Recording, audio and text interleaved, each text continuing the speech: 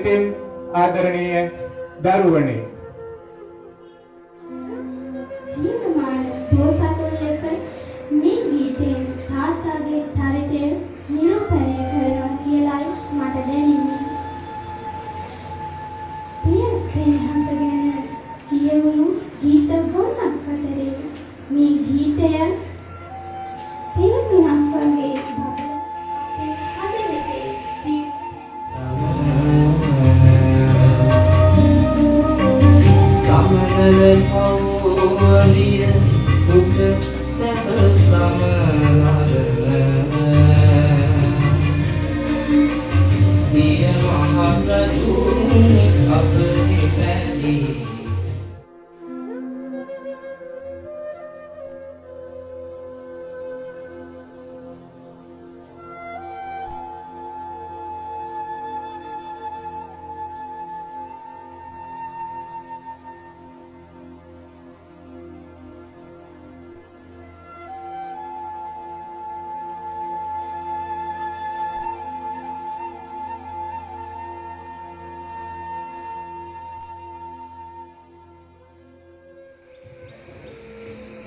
සහෝදරකම සියලු දෙනා තෝරාගෙන තියෙනවා.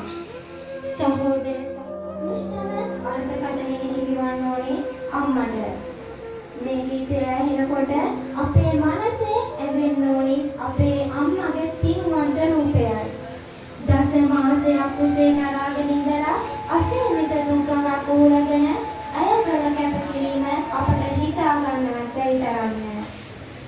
ඇගේ තියෙන දේ ටික පිළි කරපුවා අපිව උස්මහත් කළ අය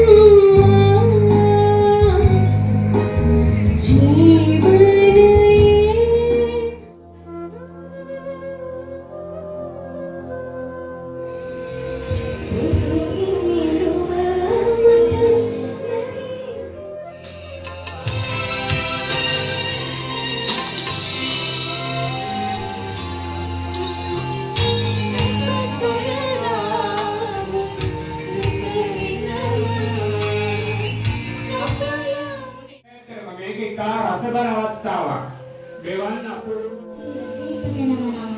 රජ සැප සම්පත් ඇසුරු කරනව නම් ඔතුරු පයන් ප්‍රතාපවත් රජෙක් වගේ ගෞරවයට පාත්‍ර වෙනවා නම් ඒ අභිප්‍රාය ඒ තරම් පහසුවෙන් ඉටුවන්නක් නොවේ. අම්මා කියලා කියන්නේ කොයි තරම් කටුක වුණත් කොයි තරම් දුෂ්කර වුණත් තමන්ගේ දරුවා වෙනුවෙන් දුක් විඳින්න කැමති කෙනෙක්. ඒ තමයි අම්මා. ඉතින් ඒ ආදරණීය අම්මට සමාන කරන්න මෙලොව කිසිදු දෙයක් නැහැ. පොල්ලතු පැලක තමන්ගේ පුතාව ඇතිදැලි කරන, තමන්ගේ පණටත් වඩා තම පුතාට ආදරය කරන, තමන්ගේ දරුවා වෙනුවෙන් ජීවිතයේ තියෙන දුක හංගගෙන සිනාසෙන ආදරණීය මවක්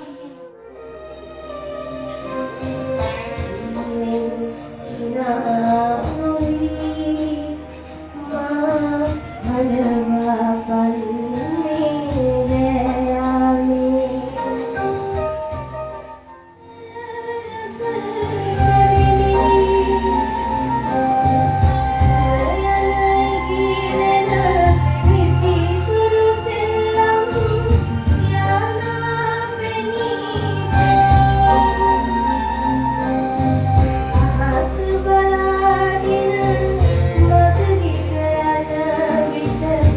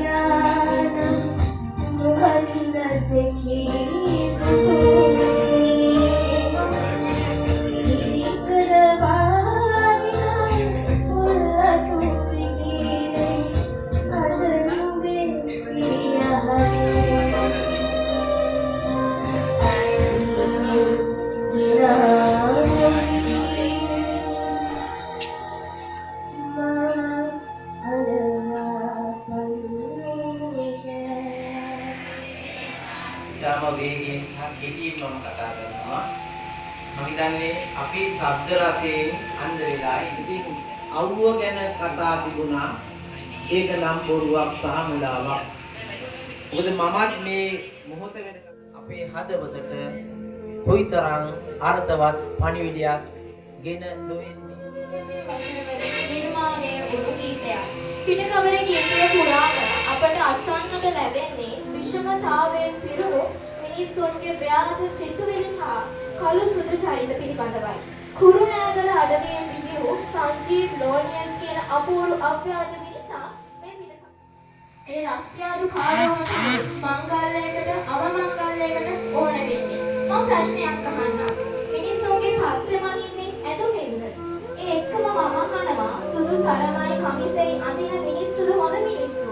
ඇත්තටම සමාජයේ තැනක් වෙනවා නම් මේ අයව දකිද්දිම තැනක් දීලා ඉවරයි. ඒ එක්කම ඒ රස්තියාදු කාර්යෝ අවසානයේ ඉතුරු වෙනවා අපේ දුක් කරදර අහන්න. ඉතින් මේ පිටුව පෙළන කතාව කියනකොට මට විවිධ පාර්ශ්ව මතක් වෙනවා. ඒ තමයි දේශපාලඥ හදනතාව.